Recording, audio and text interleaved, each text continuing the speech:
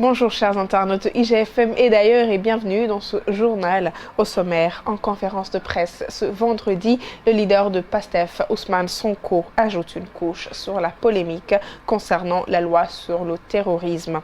Et le parasitérologue professeur Daouda Ndiaye prévient que le Sénégal se dirige tout droit vers une troisième vague de la pandémie Covid-19. Et puis ce soir, début des quarts de finale de l'Euro 2020, la Suisse affronte l'Espagne et la Belgique affronte l'Italie.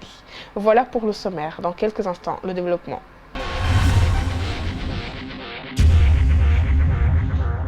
La polémique continue sur les lois du Code pénal et du Code de procédure pénale. Ousmane Sonko, leader de PASTEF, accuse l'ancien Premier ministre britannique Tony Blair et l'ancien président français Nicolas Sarkozy d'être derrière ces lois. Il était en conférence de presse ce vendredi. Il y a de manière générale un balai des anciens présidents, des anciens premiers ministres. Matteo Renzi était en même temps que Tony Blair au mois de mars au Sénégal. Et officiellement pour la lutte contre la Covid et la campagne de vaccination. Mais nous savons ce qui se passe. Nous savons qui est M. Tony Blair, spécialiste de la manipulation ethnocentriste au Kosovo, en Irak, au Libye, via son cabinet de conseil stratégique. N'oubliez pas qu'il était à l'origine de la guerre d'Irak parce qu'il était celui qui tenait l'hypothèse d'armes nucléaires dont Saddam Hussein se serait doté, ce qui s'est révélé faux. C'est ces gens-là qui aujourd'hui ont pignon sur rue et sont les conseillers de Macky Sall. Il y a M. Nicolas Sarkozy, l'homme qui nous avait traité d'attardé historique, que nous ne serions pas suffisamment entrés dans l'histoire, que nous sommes dans l'éternel recommencement. L'homme qui a fait liquider Mohamed Kadhafi, déstabiliser la Libye et déstabiliser le Mali. Parce que nous savons que le Mali a été déstabilisé à partir du problème libyen. L'homme qui a fait assassiner lâchement Kadhafi. Cet homme-là aujourd'hui, dont même la France ne veut plus, poursuivi d'ailleurs, cet homme est fréquent au Sénégal. Je vous dis que sa dernière visite en date, c'était du 10 au 14 juin. Il a quitté la Côte d'Ivoire où il était avec Jean-Yves Le Drian pour piquer sur Dakar et se faire recevoir avec le tapis rouge par toutes nos autorités.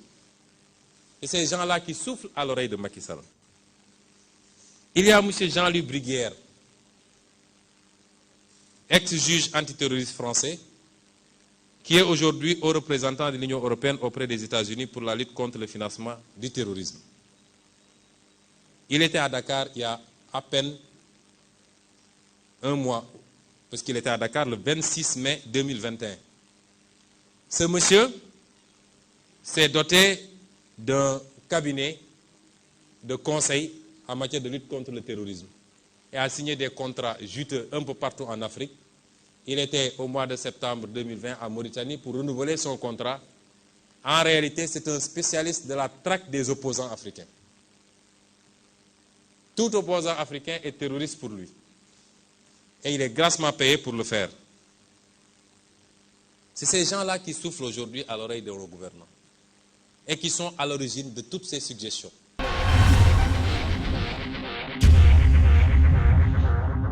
Pas de cours ce matin au lycée des Parcelles Assainies, unité 14. Journée noire ce vendredi après qu'une bataille rangée ait coûté la vie à un élève. Cherban Bandiaï a été projeté du haut d'un mur mercredi avant de succomber à ses blessures ce jeudi aux environs de 13 h.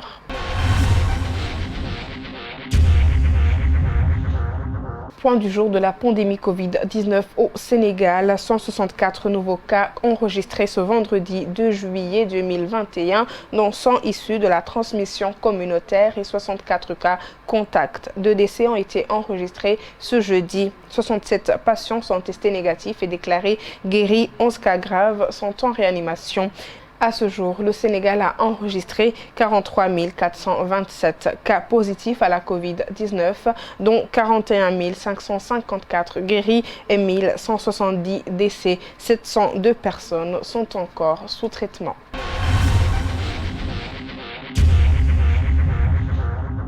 Et puis si ces chiffres continuent sur la lancée actuelle, le Sénégal file tout droit vers une troisième vague de la pandémie Covid-19.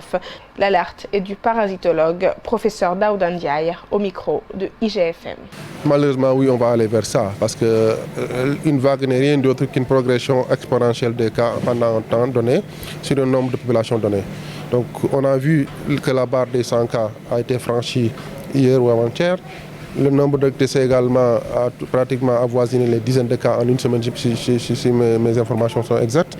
Donc oui, malheureusement, on voit une progression.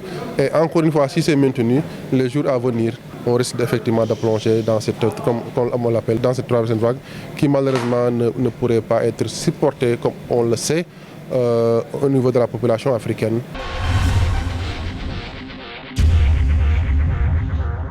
Clôturons avec le sport. Les quarts de finale de l'Euro 2020 débutent ce vendredi soir. Au menu, l'Espagne qui joue contre la Suisse à 16h à Saint-Pétersbourg et à 19h, l'Italie qui jouera contre la Belgique à Munich.